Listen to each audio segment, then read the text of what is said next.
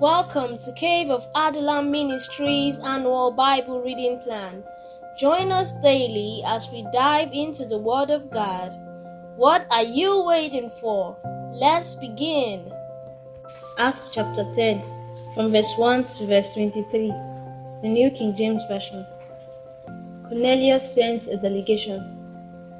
There was a certain man in Caesarea called Cornelius, a centurion of what was called the Italian regiment, a devout man and one who feared God with all his household, who gave alms generously to the people and prayed to God always. About the ninth hour of the day he saw clearly in a vision an angel of God coming in and saying to him, "Cornelius." And when he observed him, he was afraid and said, "What is it, Lord?" So he said to him, "Your prayers and your alms have come up for a memorial before God. Now send men to Joppa and send for Simon, whose surname is Peter. He is lodging with Simon, a tanner, whose house is by the sea. He will tell you what you must do." And when the angel who spoke to him had departed, Cornelius called 2 of his household servants and a devout soldier from among those who waited on him continually. So when he had explained all these things to them, he sent them to Joppa. Peter's vision. The next day, as they went on their journey and drew near the city, Peter went up on the housetop to pray, about the 6th hour. Then he became very hungry and wanted to eat. But while they made ready, he fell into a trance, and saw heaven opened, and an object, like a great sheet, bound at the four corners, descending to him and let down to the earth. In it were all kinds of four-footed animals of the earth, wild beasts, creeping things, and birds of the air. And a voice came to him, "Rise, Peter, kill and eat." But Peter said, "Not so, Lord, for I have never eaten anything common or unclean." And a voice spoke to him again the second time, "What God has cleansed, you must not call common." This was done 3 times, and the object was taken up into heaven again. Summoned to Caesarea. Now while Peter wondered within himself what this vision which he had seen meant, behold, the men who had been sent from Cornelius had made inquiry for Simon's house and stood before the gate. And they called and asked whether Simon, whose surname was Peter, was lodging there. While Peter thought about the vision, the Spirit said to him, "Behold, 3 men are seeking you. Arise therefore, go down and go with them, doubting nothing, for I have sent them." Then Peter went down to the men who had been sent to him from Cornelius and said, "Yes, I am he whom you seek. For what reason have you come?" And they said, "Cornelius the centurion, a just man, one who fears God and has a good reputation among all the nation of the Jews, was divinely instructed by a holy angel to summon you to his house and to hear words from you."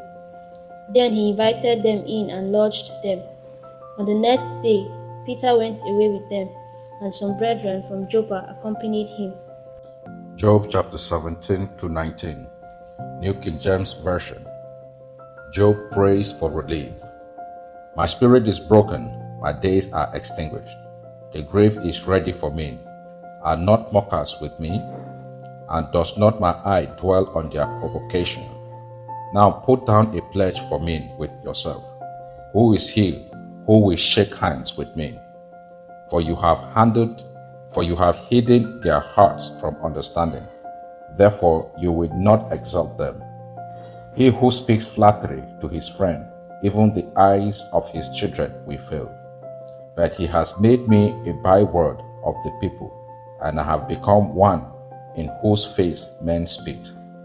My eyes has also grown dim because of sorrow, and all my members are like shadows.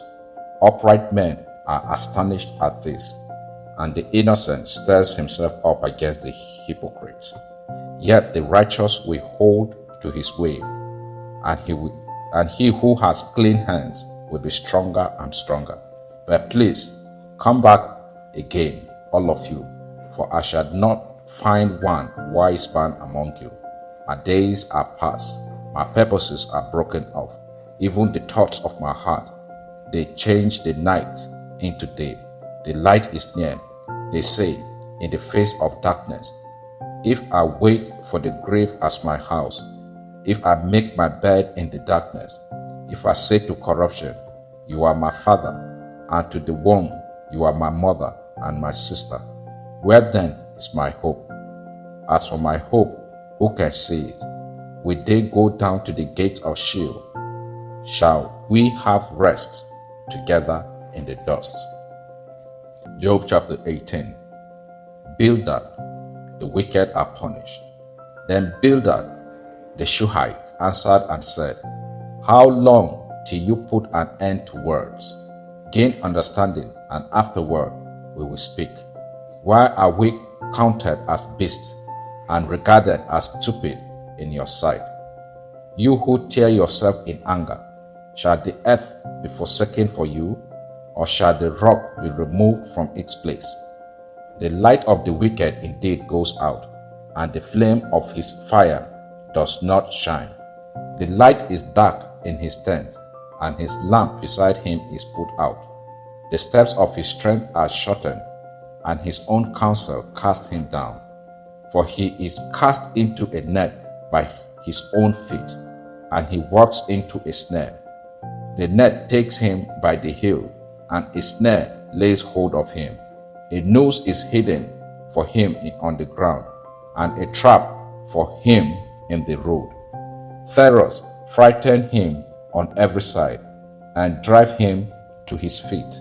His strength is starved, the destruction is ready at his side. It devours patches of his skin.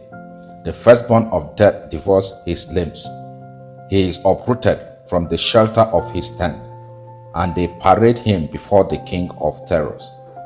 And they dwell in his tent who are none of his. Brimstone is scattered on his dwelling. His roots are dried out below, and his branch withers above.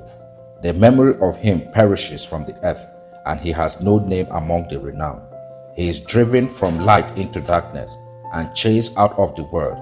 He has neither son nor posterity among his people, nor his remaining in his dwellings. Those in the west are astonished at his day, as those in the east are frightened. Surely such are the dwellings of the wicked, and this is the place of him who does not know God. Job chapter 19. Job trusts in his Redeemer. Then Job answered and said, how long will you torment my soul, and break me in pieces with words? These 10 times you have reproached me. You are not ashamed that you have wronged me. And if indeed I have erred, my error remains with me. If indeed you exalt yourself against me, and plead my disgrace against me, know then that God has wronged me, and has surrounded me with his net. If I cry out concerning wrong, I am not heard. If I cry out, there is no justice. He has fenced up my wall so that I cannot pass, and he has set darkness in my path. He has stripped me of my glory, and taken the crown from my head. He breaks me down on every side, and I am gone. My hope he has uprooted like a tree. He has also kindled his wrath against me, and he counts me as one of his enemies. His troops come together and build up their road against me. They encamp all around my tent.